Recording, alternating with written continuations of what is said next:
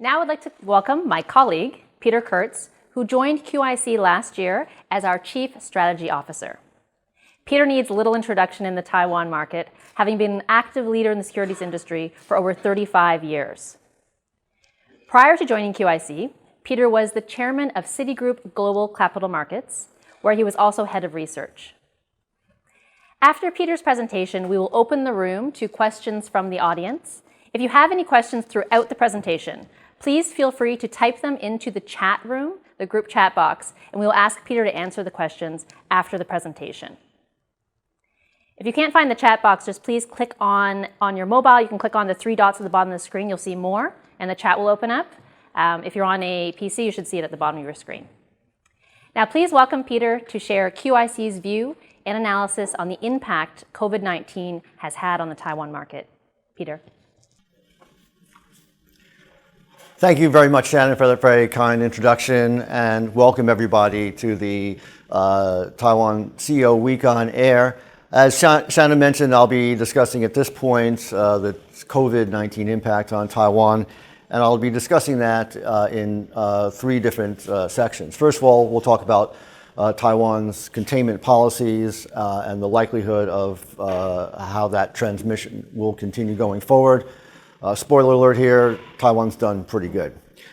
Secondly, I'll look at the impact that a possible, probably likely recession following this pandemic will have on the Taiwan economy and Taiwan corporate sector, and focus on what I call the next contagion. The weakest link, I think, in the global economy is corporate balance sheets.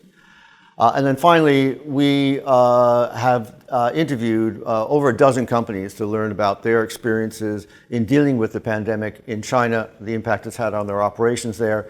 We'll give you feedback from that in a section we call Dispatches from the Front.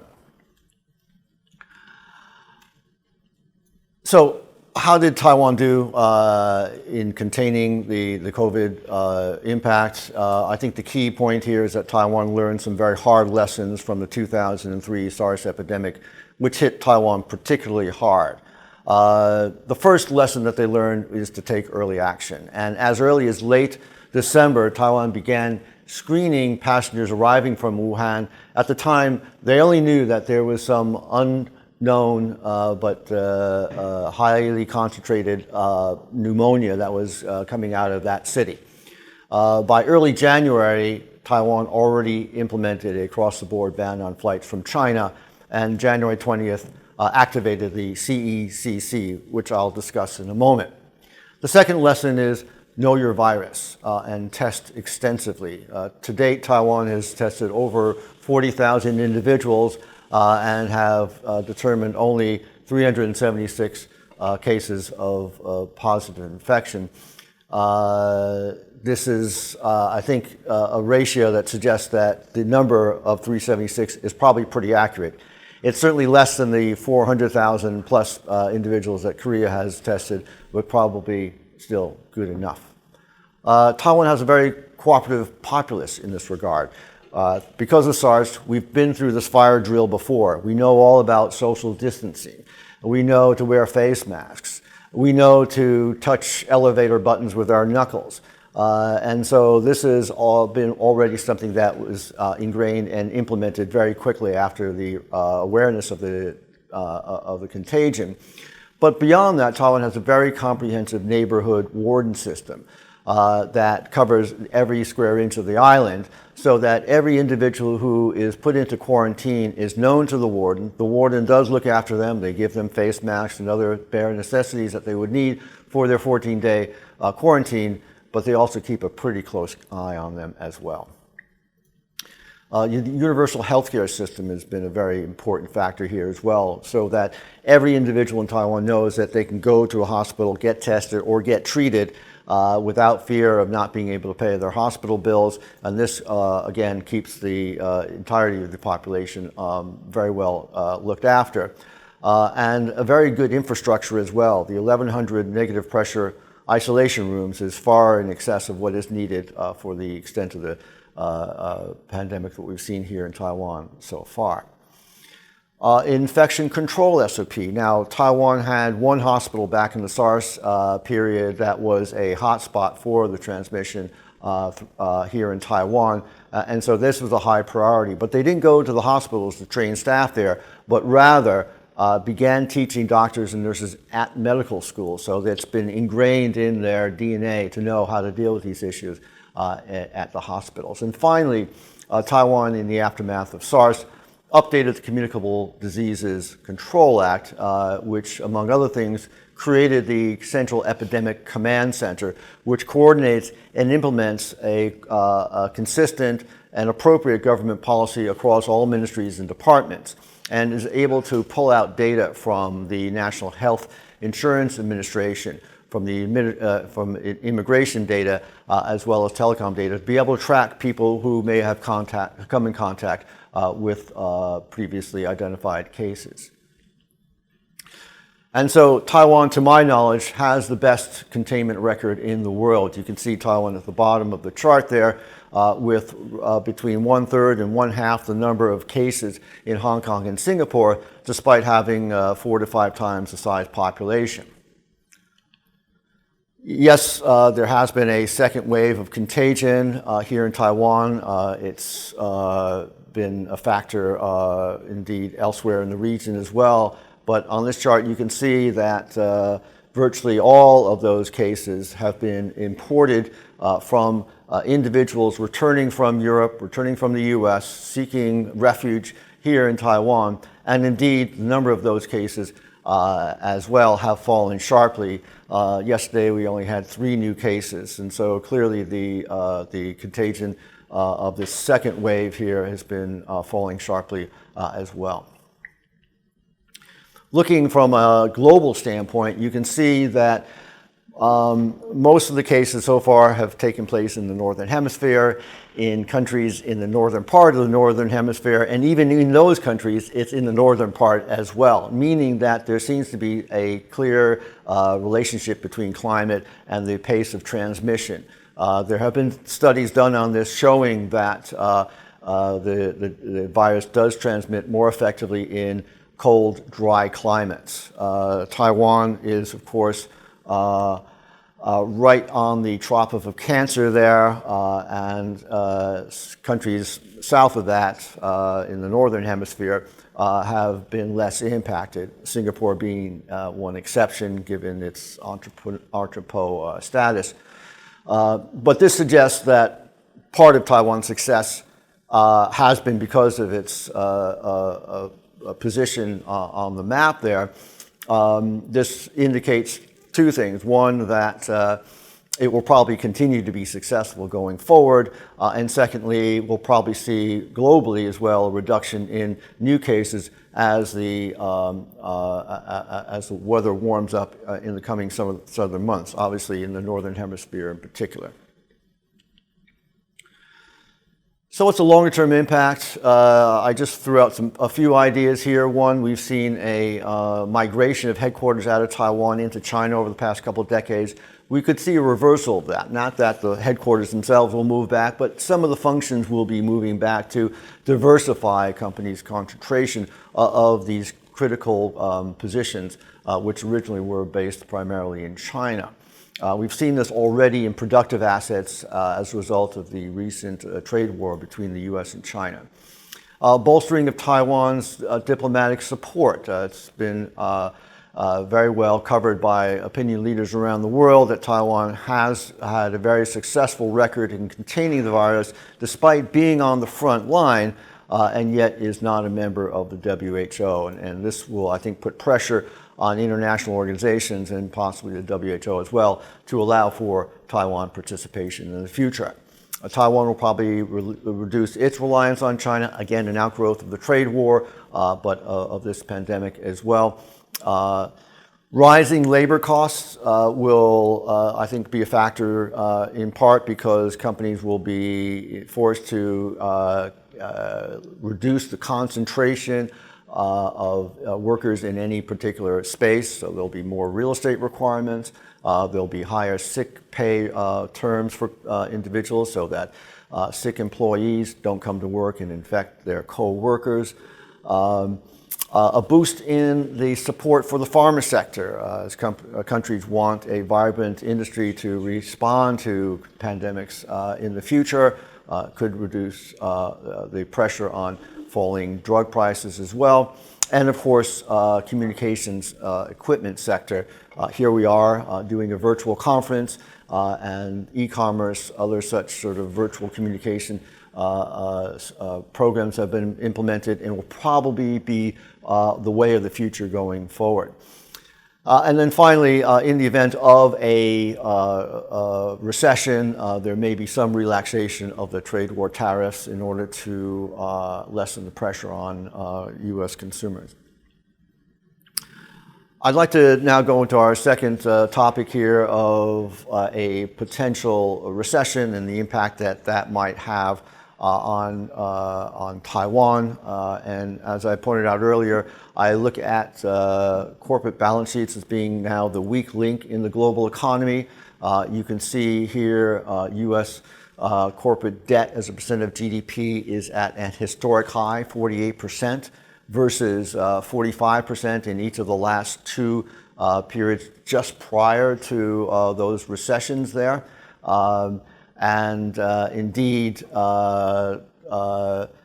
these companies have been taking advantage of the low interest rates, high availability of liquidity due to the QE policies in the aftermath of 2008 to leverage up these balance sheets.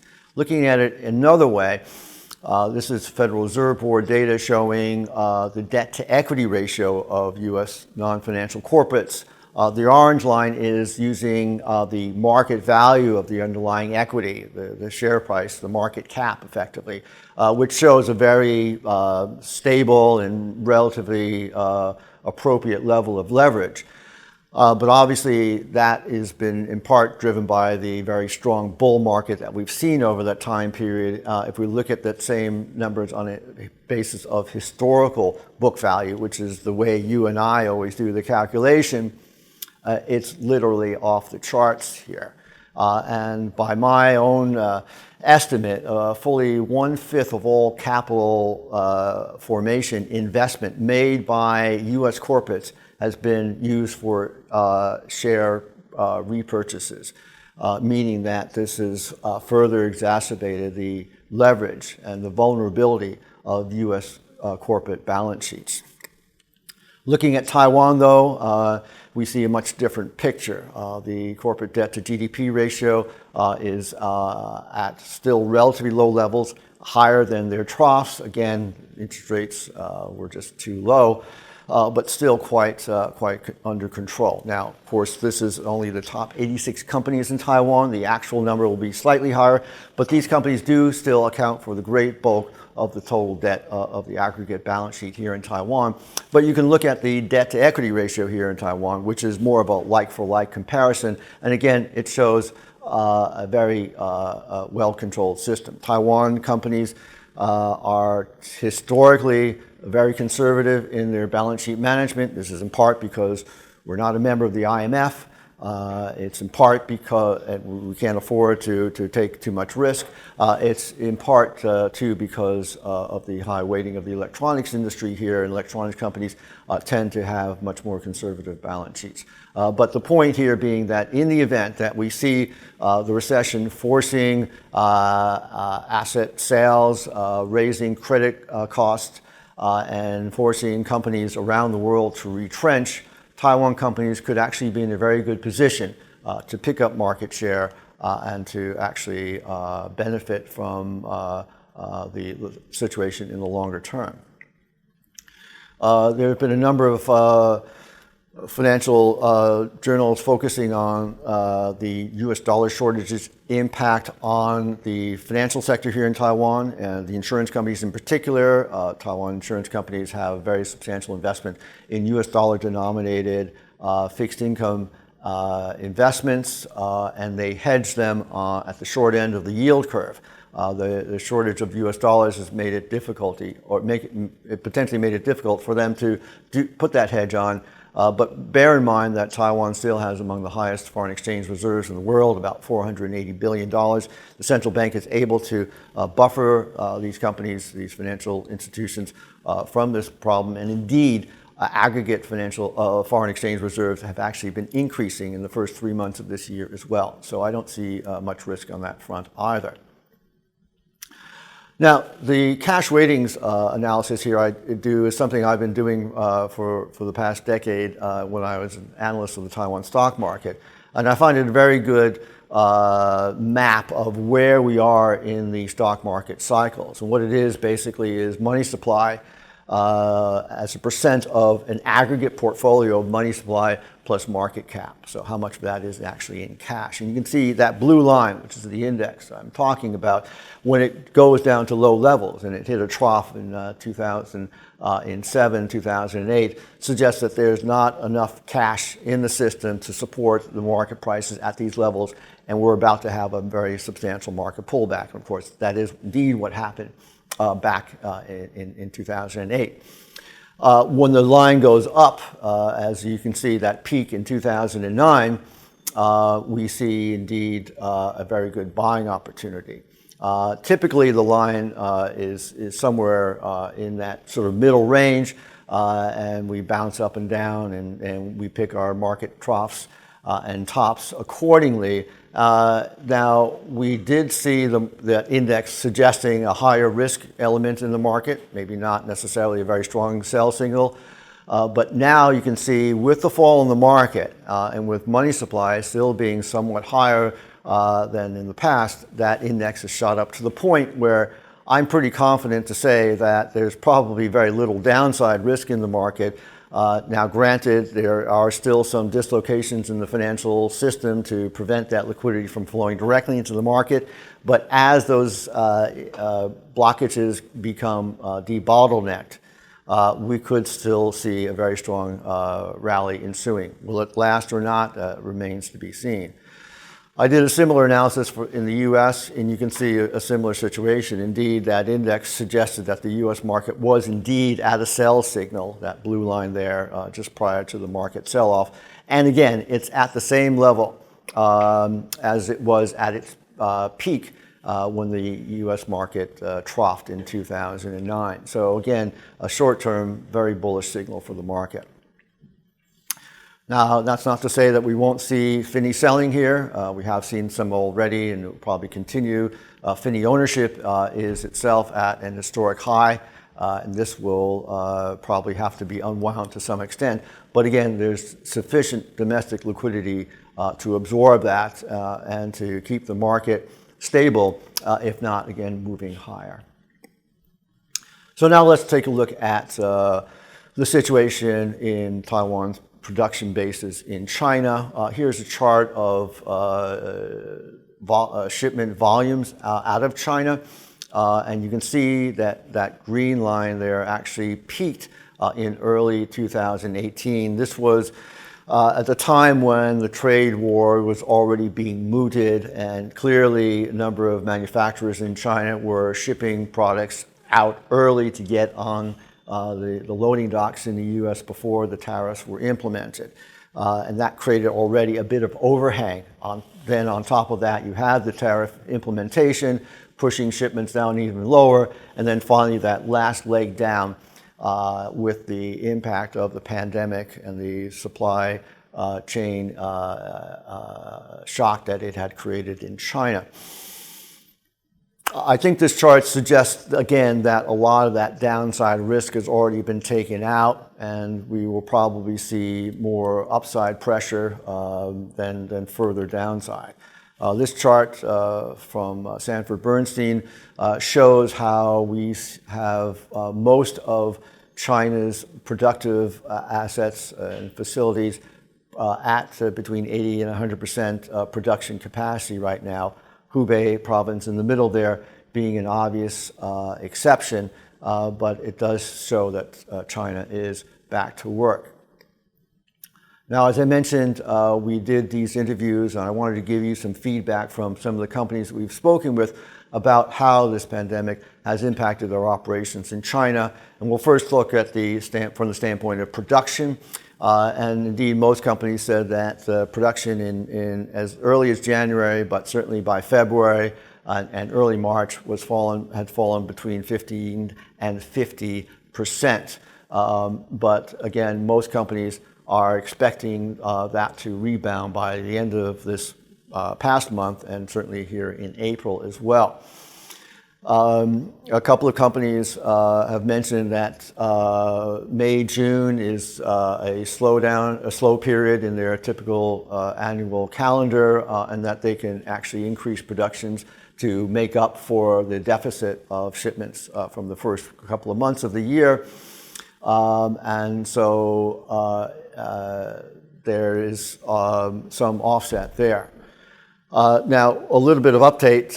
Just yesterday, we got some further feedback, and I want to thank my colleague, John Brebeck, for this, that at least one company mentioned that the annual Chinese New Year cycle usually means a pretty high turnover rate among their employees. They often have to rehire new employees, and that they have found that the number of employees that they are able to bring on board this time is down, and they can't get much beyond an 80% production rate from their typical level. So it looks like there is a sort of secondary impact of employees' either unwillingness or inability to get back to work. From the demand standpoint, companies, again, have said maybe 2 to 3 month impact. One company mentioned that their January orders were actually pretty good, better than normal, and that has created a bit of buffer for themselves as well. And one interesting comment from another company saying that back in the 2008 crisis, they were actually able to act as a buffer in the supply chain between their suppliers and their customers, and were able to permanently increase their market share as a result of that. And there may be other such instances of this as well. And then finally, one company mentioning that new business discussions have been discontinued, which may have some impact for business orders in Q2.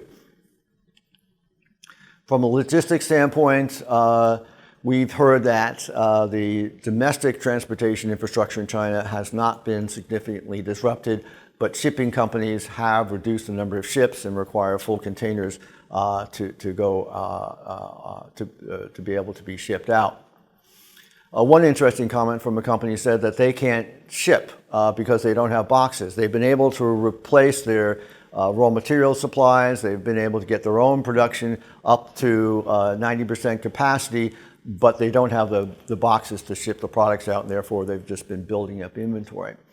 Now, boxes are made mostly by small companies because the specs of each box tend to differ quite widely, and the smaller companies have been more directly impacted by the labor shortages. If they miss out on a few employees, often they are unable to produce, and this company said that.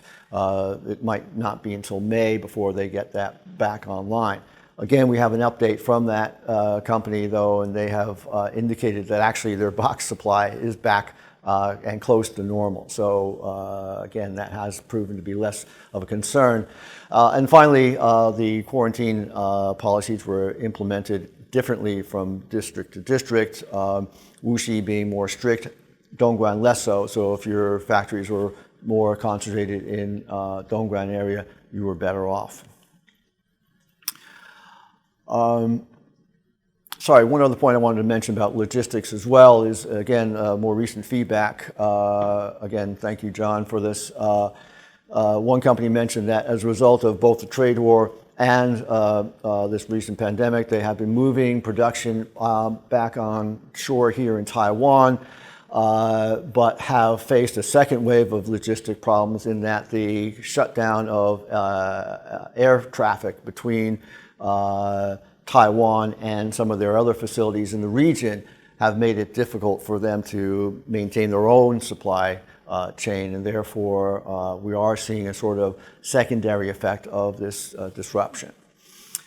Inventories basically have been a good buffer all along the way, either at the outset, the initial buffer inventories that companies maintain of their raw materials have been sufficient. or the inventories held at their customer levels have also been sufficient to buffer much of the production flow. And therefore, again, this has been one reason why we haven't seen the big supply shock that many had expected. But of course, there is the concern of demand, and that's probably going to be the big unknown that we need to worry about. So to conclude, I think a resurgence of COVID-19 infections in Taiwan going forward is highly unlikely, and yet we still need to boost and maintain very vigilant testing program. Corporate balance sheets, again, in Taiwan are among the most unlevered in the world, and therefore should be best positioned in the event of an economic recession. U.S. dollar shortage is probably not going to be a concern for our financial center. Supply shocks avoided, demand shocks now a concern. And finally, again, the Taiwan market is clearly sufficiently liquid to absorb any finny selling that we see going forward, and I think able to continue, at least in the short term, its upward trend. Thank you very much, and wish you all good health and good luck in these very volatile times. Thank you. Thank you very much, Peter. We would now like to open the room to questions for Peter. If you'd like to ask a question aloud, you can actually click on the raise hand function on your screen. So if you click on participants, you should be able to see that. If you click on your name to raise your hand, or you can go to the bottom of your screen where there's a more 3 dots, and you should find the function to raise hand, and then we'll unmute your microphone so you can ask a question. Alternatively, you can also type your question into the chat box, and we'll read that aloud and Peter can answer that question. So I'll give you a few minutes. We do have one question, Peter, actually. You had a couple of slides showing a cash weighting index. So does this suggest that we may be entering a new bull market? Yes, well, this is a good question, and one I've been asking myself a lot. As I said, according to my chart, yes, this does look like the beginning of the next great bull market. The reality is, though, that, again, this is a ratio of money supply to market cap, effectively. And in the event of the functional market liquidity or money supply available may actually be lower than the actual aggregate numbers are suggesting. In other words, there may be money in the bank, but are the banks willing to lend it out and to lend to, well, globally, lend to hedge funds, lend to mutual funds, lend to corporates or other investors who need the money to support their investment style?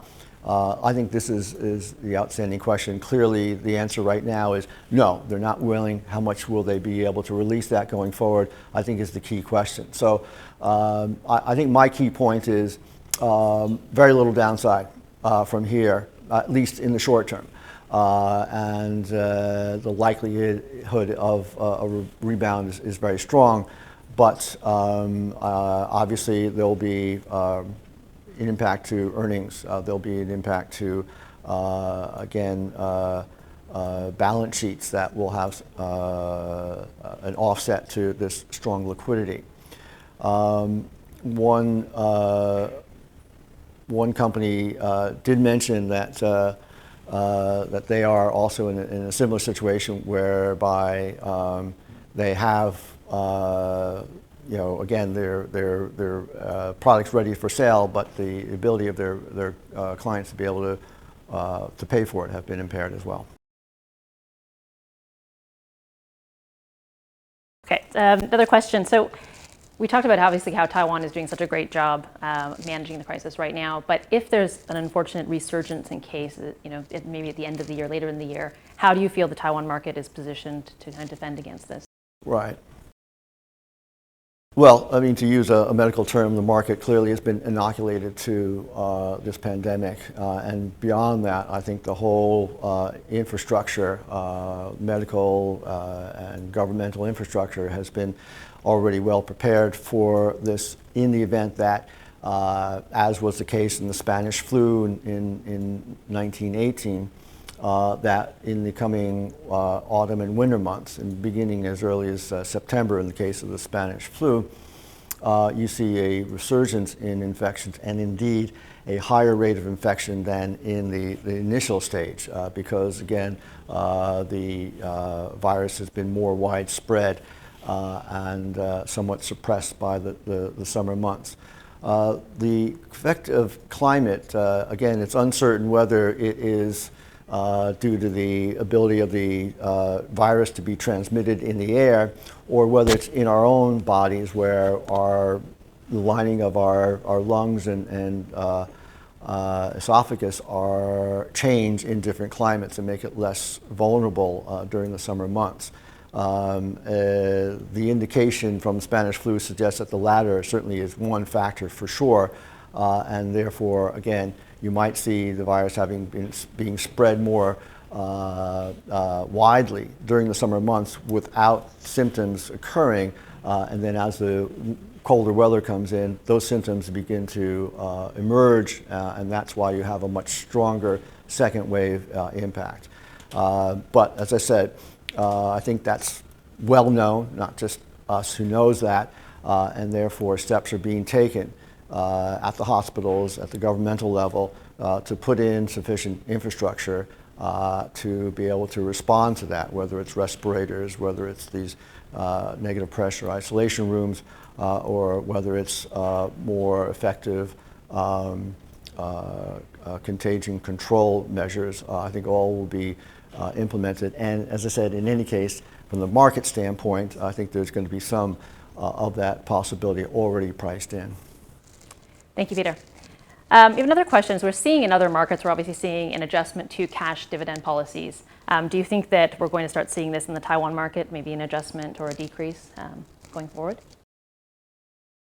Yes, as Yisan mentioned in the previous discussion, Taiwan is a very high dividend-paying market with roughly a 4% average dividend yield. It's always been that case, and I think it will, well, not always, but over the past decade or two, it has been the case, and I think it will continue to be so going forward. However, we have, again, in our discussions with companies over the past few weeks, have very clear indications that companies are intending, some companies anyway, are intending on reducing their dividend payout because of the obvious concerns about liquidity availability. But it'll be reduced from a high level. It'll be, again, as I said, Taiwan has very underleveraged balance sheets or unleveraged balance sheets, and therefore I think the extent of the reductions will be far less than what you'll be seeing in other markets. So we have a question from Xiaohui. It says, how will Taiwan tech companies cope as the U.S. continues to impose more restrictions on transacting with Chinese companies? Well, you know, when the trade war between the U.S. and China first emerged as an issue, I remember most economists pointed to Taiwan as being in the crosshairs, the most negatively impacted by this. In the end, it turned out quite the opposite. Taiwan had been one among the best performing stock markets, certainly in the region, during the play out of this trade war. In part because Taiwan has very flexible supply chain. They're not as solely dependent on China, despite at the time the very high concentration of their production facilities there. They were able to move quickly facilities to Taiwan or again elsewhere in Southeast Asia. I think that process has already happened, and indeed this trade war may have been a blessing in disguise insofar as it has already allowed Taiwan, first of all, to remove some of those production facilities elsewhere, but also to give them their own SOP as to how that process would work should they need to continue that process going forward. But you know, again, I think to say that it'll all be in absolute terms a positive is being overly optimistic. But Taiwan should be again in better stead. Again, the other reason that Taiwan has done relatively well in the context of the trade war earlier is because it's not so much that foreign companies are buying product from China. they're buying it from Taiwanese companies who happen to have facilities in China. And they know that the Taiwanese companies can do the quality control management as well as maintain the high production levels and low cost points to meet their own requirements. But it doesn't mean that they're only buying them from their China facilities. And I think that that relationship will continue, particularly, again, given how well Taiwan has managed that relationship over the past 2 years of this trade war, that they will continue to rely on Taiwan as we move into some of the dislocations created by this pandemic. And this is perhaps related to this. There's a question, if you can maybe discuss your views. How do you think this is going to play out in terms of the geopolitical relationship between Taiwan, US, and China after this pandemic is finished? Well, that's a very interesting question. And it's certainly different parts. What's Taiwan's relationship with China going to be? What's Taiwan's relationship with US or, again, with the global community going to be?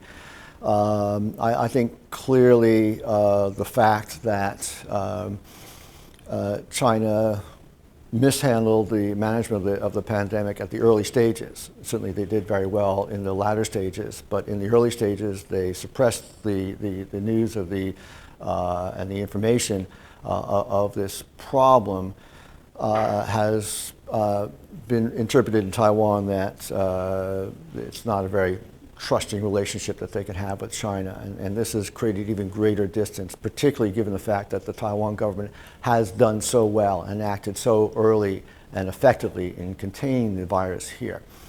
So I would say, first of all, the relationship between Taiwan and China has been actually created a bit more distance now as a result of this. And indeed, I think as other countries have been again, blaming China for not containing the contagion early on and allowing it to become a global pandemic has also, and as I said earlier, how well Taiwan has done in this context will probably put Taiwan in a sort of better light, in a higher position in dealing with these countries going forward. I don't expect, again, Taiwan full ascension to the WHO.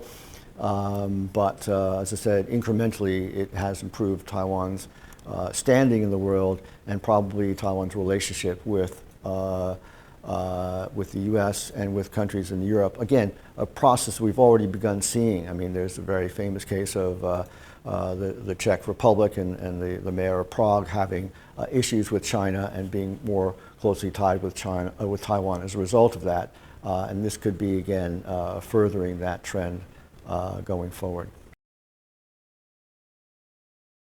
There's been talk that the ECFAs, that's the Economic Cooperation Framework Agreement between Taiwan and China, may be discontinued later this year. How much impact will that have on Taiwan if this really happens? Well, I haven't heard talk about the ECFA or ECFA for quite some time now. The ECFA agreement only had a first stage implementation of the so-called early low-hanging fruit type of products, mostly in some basic material sector. And so obviously myself personally in any case, is in favor of reducing tariffs, free trade arrangements. And anything cutting back on that will be negative. That said, the extent to which Taiwan has been reducing their reliance on China as a production base, again, as we've seen as a result of the trade war, may buffer the impact of a rescinding of the ECFA terms. I don't know also to what extent Taiwan can unilaterally do so. But nonetheless, I would say the impact has been buffered in part by, as I said, the removal of assets from China during the trade war, and then on top of that, probably lower production levels as a result of a potential global recession as well. You may have touched on this already a bit more, but there's a question about, are you concerned about the overall corporate balance sheets and cash level, particularly in the banking sector?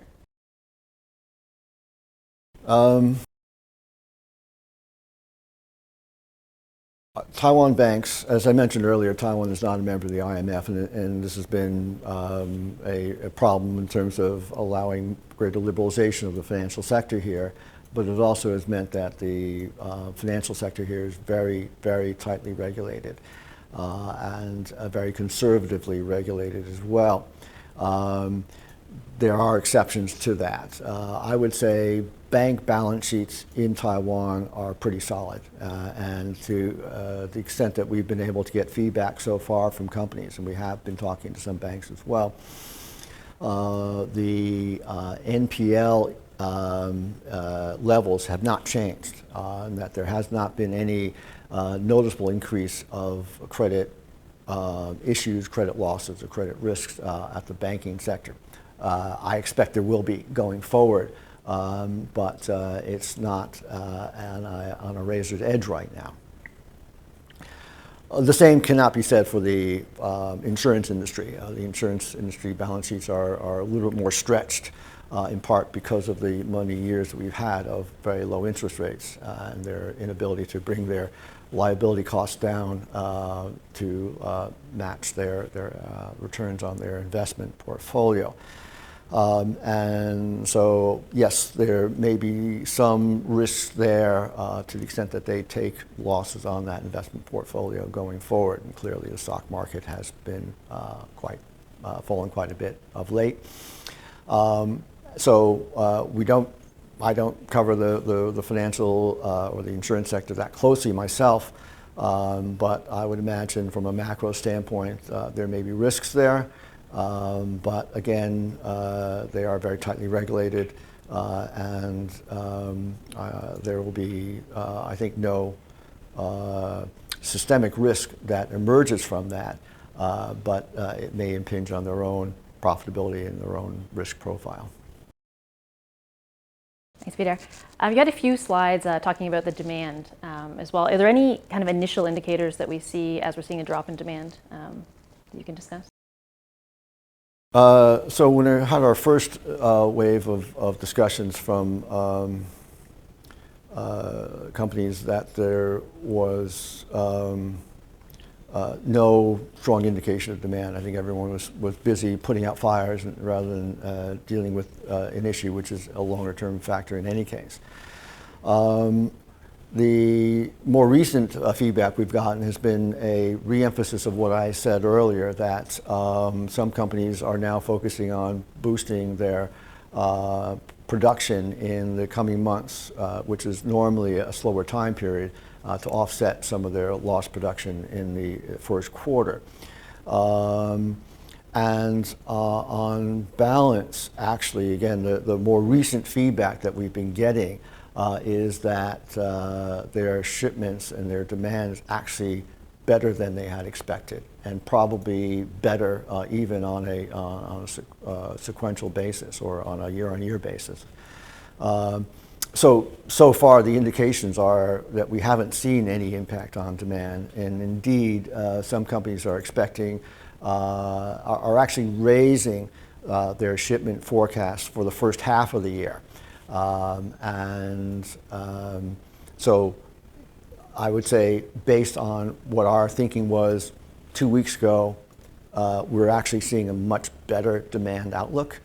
But obviously, our expectations were pretty low back then, and whether it leads to actually a pretty good year remains to be seen. But again, the early guidances that we've gotten from companies suggest that even for the full year basis, that they will be able to at least maintain profitability, and possibly profitability in line with last year's numbers as well. Thanks so much, Peter. I think we're coming up to our time right now. So if you do have any other questions, thank you very much for the questions that we had. Please follow up with your QIC representative, anyone at QIC, and we'll forward the questions and get back to you, as well for the Taiwan Stock Exchange if you had any questions on their presentation. Thank you very much, Peter.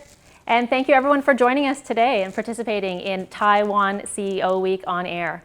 On behalf of QIC, the Taiwan Stock Exchange, and Capital Securities, we hope all of your upcoming meetings are very productive and informative, and we wish you a great week ahead. Hope to see you at our 8th Taiwan CEO Week. Thank you for joining.